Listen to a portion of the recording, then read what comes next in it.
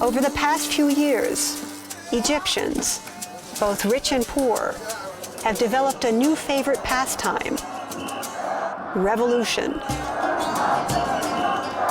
Word has gone out over social media. Tomorrow there will be a huge gathering to once again rid the country of its president. A few overly enthusiastic demonstrators have gathered early to kick things off. It's a brave but dangerous move. With so few protesters, the police could just arrest them and haul them off. In Egyptian revolutions, there is safety in numbers. But the government doesn't seem to be taking it very seriously, and not a single policeman shows up.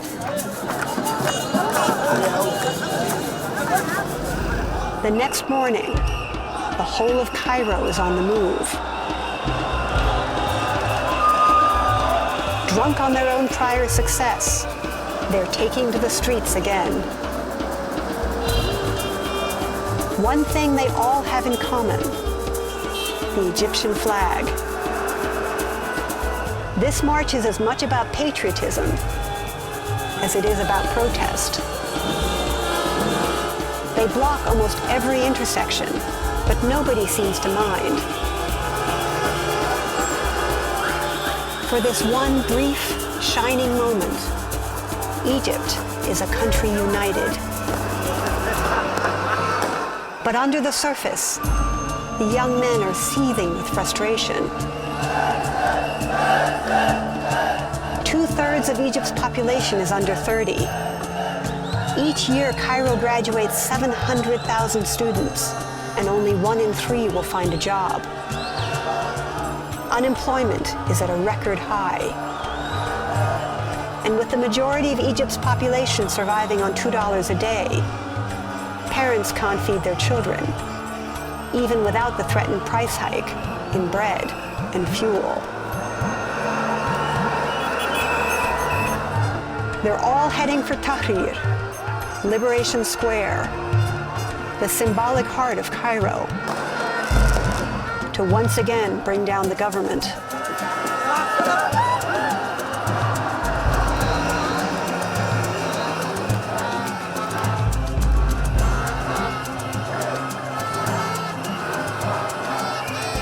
It's a cross-section of Egyptian society: men and women, old and young, conservative and liberal, Muslim and Christian. The broad and spontaneous nature of the protest makes it almost impossible for the government to redirect. It's also one of the more endearing sides of Egyptian culture. They're extremely sociable and make friends easily. Even foreign journalists like me get an exuberant welcome.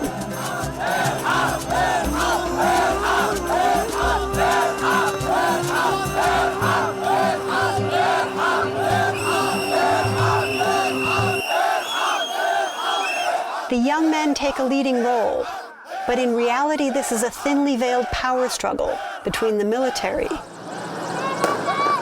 and the Muslim Brotherhood. Though quite honestly, it seems more like a party than a revolution.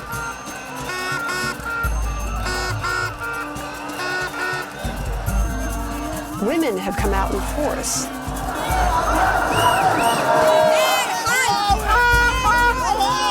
They make up almost 15% of the protesters. Some have even brought their babies along. There's face paint for the kids.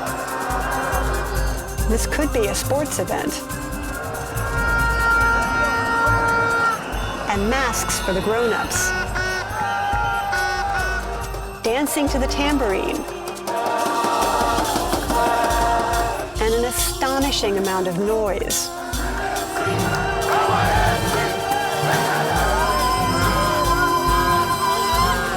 They even have fireworks.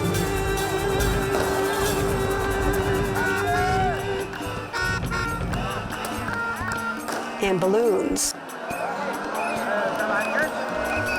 It's not dangerous at all.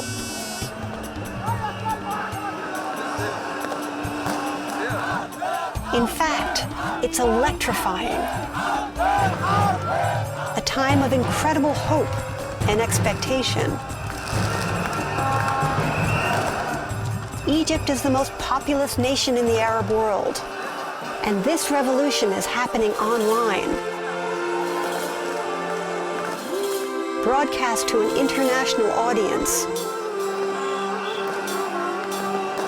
What happens here reverberates around the globe.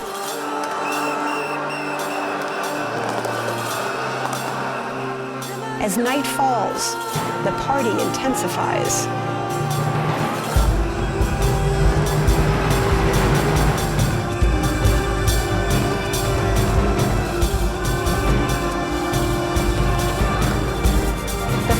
Sellers are making money hand over fist,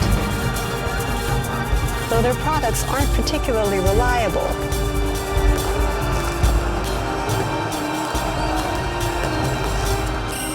Or impressive.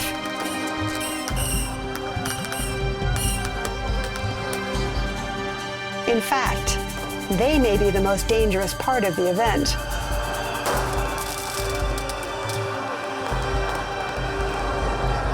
The protesters have set up tents in the middle of Tahrir Square, as well as a place to pray. Plenty of food. And the all-important tea. They're here for as long as it takes to bring down the government. Most are hoping that the military will step in. The army is hugely popular. Every time a helicopter flies over Tahrir, the cheering can be heard for miles. But is the military responding to the will of the people, or using them to take over again?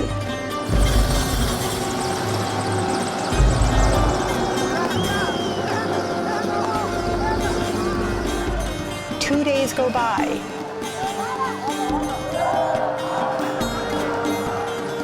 Then 3. And suddenly,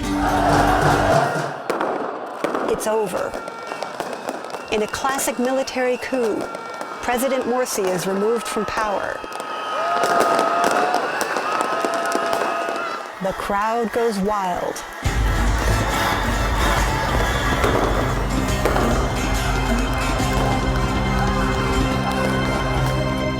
But for the Muslim Brotherhood, it's a disaster. Thousands immediately set up camp at nearby Rabaa Mosque. The military labels all Muslim brothers terrorists.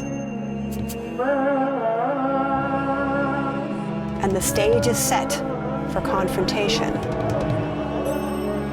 In Egypt, conspiracy theories are very popular. When America refuses to endorse the military coup, public opinion quickly turns against the West. But when I go to Rabaa Mosque, I find a friendly and peaceful gathering.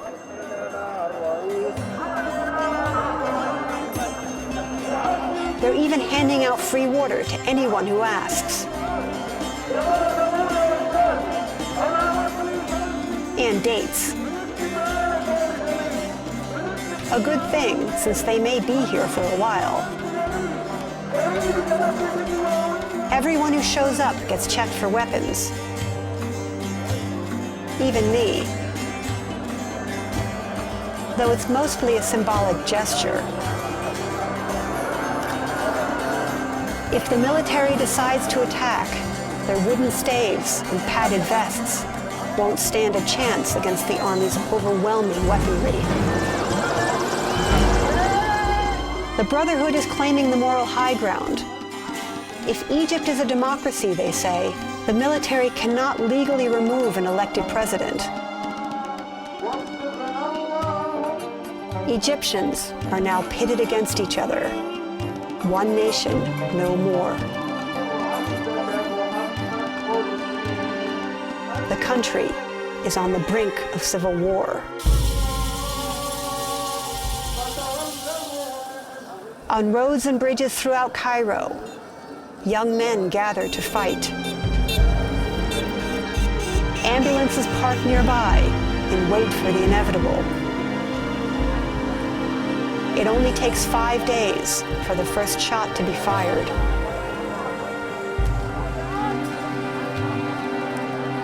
Tahrir Square is still celebrating the military takeover, but the party now has a wild and predatory edge. The children and fireworks have disappeared, and husbands are getting their wives out of the square.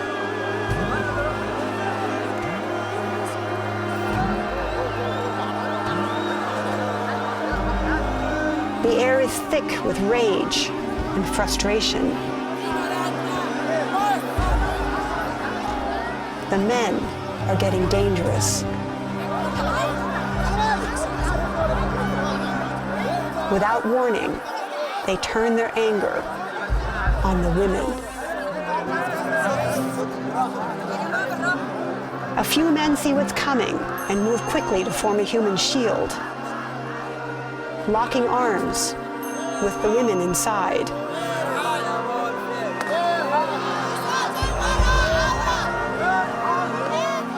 Hundreds make it to safety, though even with the men protecting them, it's touch and go for a while.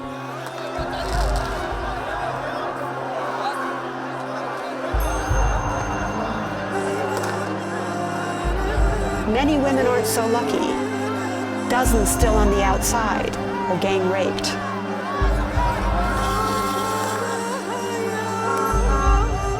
The wilding goes on until dawn.